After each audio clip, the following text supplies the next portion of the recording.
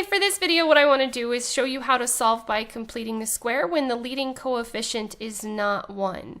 So in this case, what I want to do is the first step that I want to do is to get this to be 1.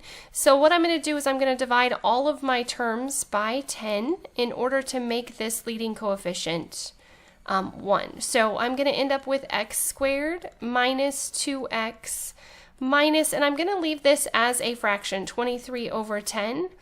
Instead of writing it as 2.3, it's better just to leave it as 23 over 10. Now what I want to do is I want to get the x terms by themselves and the non-x terms, the constant term, on the opposite side. So I'm going to have x squared minus 2x equals 23 over 10. And I could have started by moving the 23 first and then doing the divided by 10. It doesn't matter. Either way, you're going to end up with the same thing. Okay, now what I want to do is I'm going to add a blank to both sides because I want to make it to where I can complete this square on the left-hand side. And so I want to make this a perfect square trinomial. So to fill in this blank, what I'm going to do is remember that this blank is always filled in by doing half of the middle term, so half of -2, and square that value. So half of -2 is -1.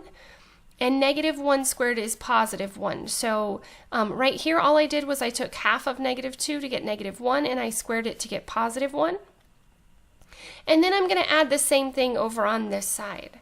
So now my left-hand side, this part right here, is a perfect square because the first term is a perfect square, the last term is a perfect square, and the middle term is twice their product. So what I'm going to do is I'm going to simplify this part right here down into x squared simplifies into, I take the square root of the first term, the square root of the last term, and then I'm going to use the sign in the middle. So basically this part right here, the -1, was half of the middle term. Okay, over here I'm going to go ahead and change this. Remember that 1 is really the same thing as 10 over 10. Because 10 divided by 10 is 1. So I'm going to go ahead and add these two together. So 23 plus 10 gives me 33 over 10. And now what I want to do is I want to take the square root of both sides. And this is definitely not the easiest method of solving quadratics. There is a reason why we came up with the quadratic formula, so we don't have to keep working this through over and over again. And I will show you how to derive the quadratic formula in case you have to do that.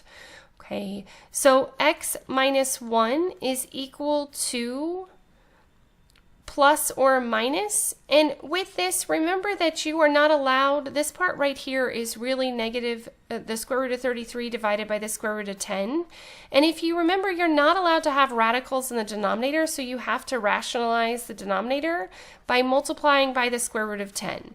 The reason I do that is because now on the bottom it will cancel out my square root because this gives me the square root of 100, which is going to just be 10.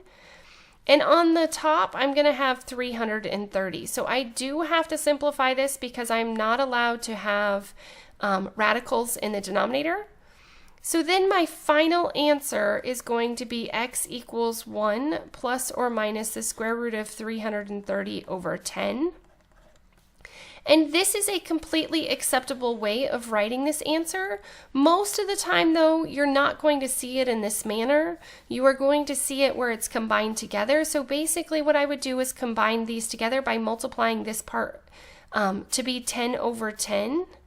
And then adding it to the 330 over 10. Just remember that 1 is 10 over 10 in another manner. So another way that this could show up as our answer is 10 plus or minus the square root of 330 over 10. And this is my final answer. I can't simplify this part right here because 33 is 3 times 11, so there are no repeating squares, repeating values. The 10 is 2 and 5, so there are no repeating values, and none of those repeat, so 330 cannot be simplified. Make sure that you always check to see if you can simplify the radical in any way. As always, thanks for watching. If you have any questions, please let me know. If there are additional topics you need me to cover, please let me know that as well.